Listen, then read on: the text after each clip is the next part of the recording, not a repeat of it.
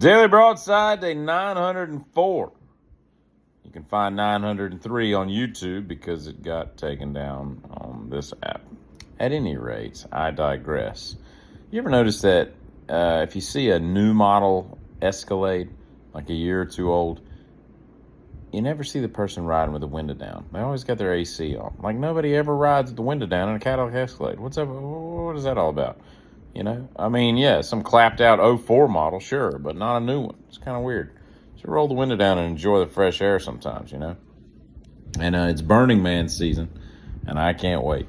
You ever go camping and like you just have like a horrible time because it rains and it just wasn't a good weather weekend, or it was really cold in your tent or whatever, and you can't wait to get home and get in the shower and feel normal again?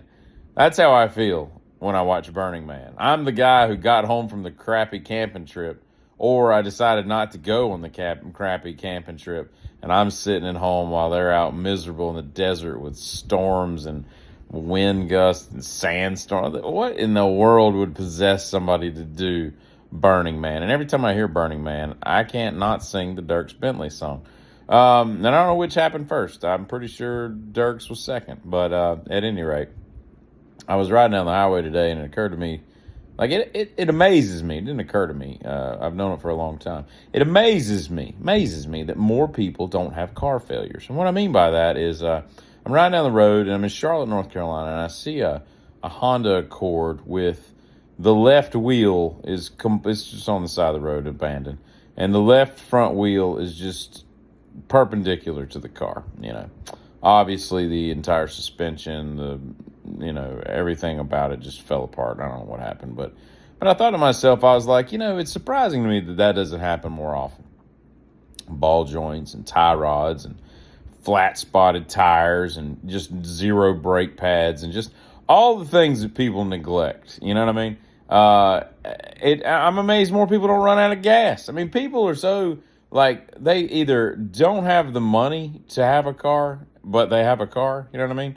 Like it's an expensive endeavor to own a car. You got to register it and have insurance, put gas in it, and fix things when they break. Perhaps make a payment on it. Insurance. I might have said insurance. And all that. It's not cheap to own a car. And people are usually inclined to not fix things until they have to. It's like having a hole in your roof or something, or your soffit's falling apart because your gutters are overflowing and the water's running down into the house instead of into the gutter like it's supposed to. And so you wait forever to fix it, and by then it's just more expensive than you can afford. And I'm just surprised with the hundreds of thousands of cars that drive up and down the highways every day that we don't see Honda Accords with the left front wheel perpendicular all the time.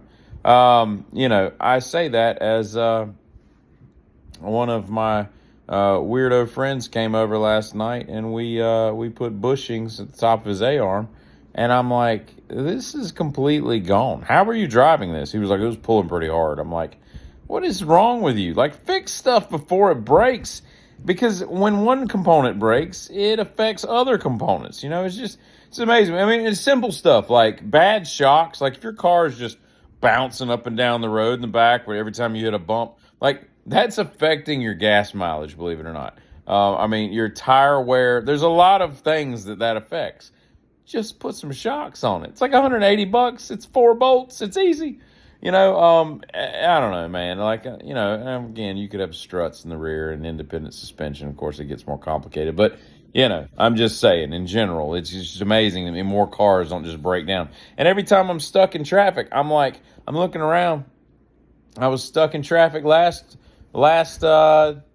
week before last, whatever, in both Alabama and Georgia, and for quite a while. Like one of them was for like over an hour, and we get up there, and the highway people were on their lunch break. They weren't even doing anything. Kind of pissed me off. But I'm sitting there, I'm like, out of these hundreds, there's probably 400 cars, easily 400 cars. I mean, there's miles of traffic, and I'm thinking to myself, how do all these people have enough gas to idle this long? You know what I mean? Like for an hour, all 500 of these cars were able to survive and not run out. How is somebody not on like a 16th of a tank and then they run out? Which, by the way, you should never let it get that low. You should never drop below a quarter of a tank. Not because, the apocalypse could happen at any moment, but and you got to bail out of town, and all, but more because the lower it gets in the tank, all that sediment gets picked up and shot into your fuel systems. You don't want that. So keep the float high. You know what I'm saying? Plus, you get better mileage when you're like that, believe it or not. At any rate, I just, that's all I was really thinking about today. I suppose, I think it was one other thing, and I can't remember what it was, but Burning Man, I tell you, I can't wait. I hope that they have another, and it might be over, so I might not even know what I'm talking about. It might already be over. It might be a Sunday, like a Thursday to Sunday thing. I don't really know.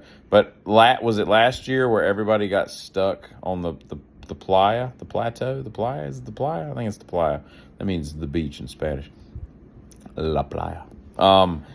I think it was last year where they all got stuck and towed and everything. And that was like, it was the greatest news.